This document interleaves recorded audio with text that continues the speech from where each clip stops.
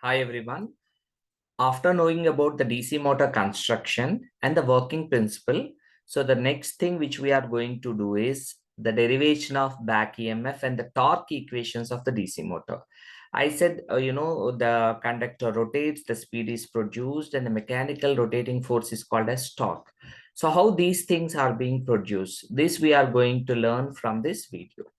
So let us come back to the back EMF motion. So whenever a current carrying conductor is placed in magnetic field, it experiences a force, I said you.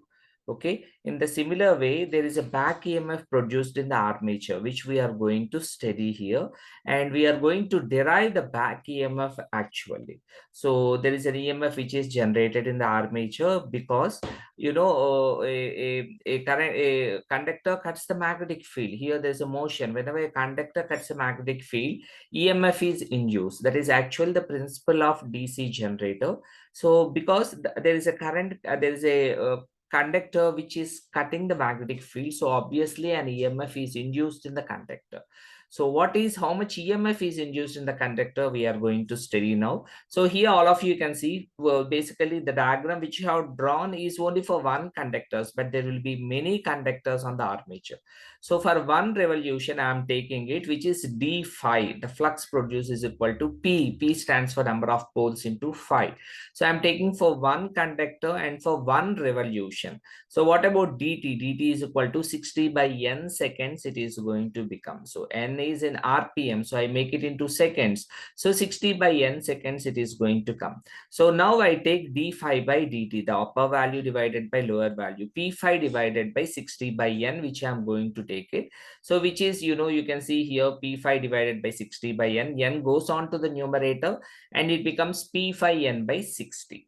So why I did d phi by dt? Because according to Faraday's laws of electromagnetic induction, E is equal to minus n into d phi by dt. So that's what. So what is this EMF? EMF is EMF per parallel path. So EMF per conductor is this, and number of parallel paths which are wound on the armature, number of conductors in series per parallel path. So I take this P phi n by 60 into Z by A. So you got another new term called Z divided by A. What does Z stands for? Z stands for number of conductors, and A stands for how the windings are being done. The windings are basically done by two ways. One is, you can see here, one is wave winding, the other one is lap winding actually. So wave winding, the A value is taken as 2, and lap winding, the value is taken as P here.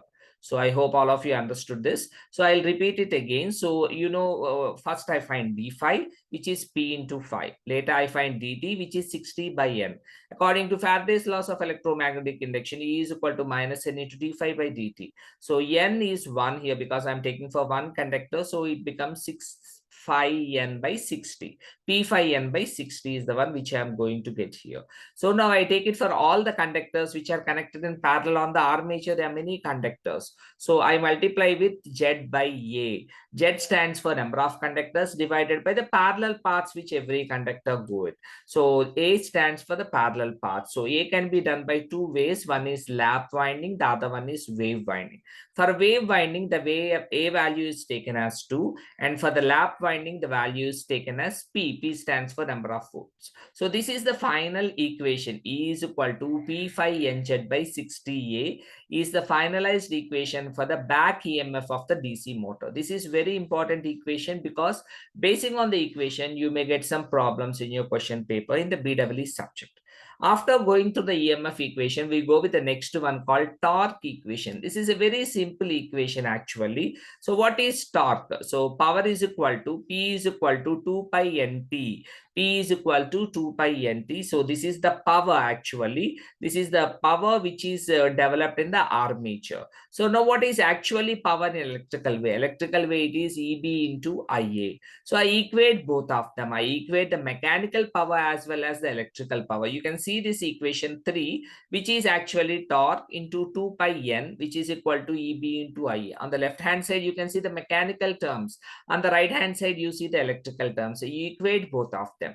But what is the value which we have studied previously? Eb is equal to 5 Zn by 60 by A. So previously EMF equation, we got this.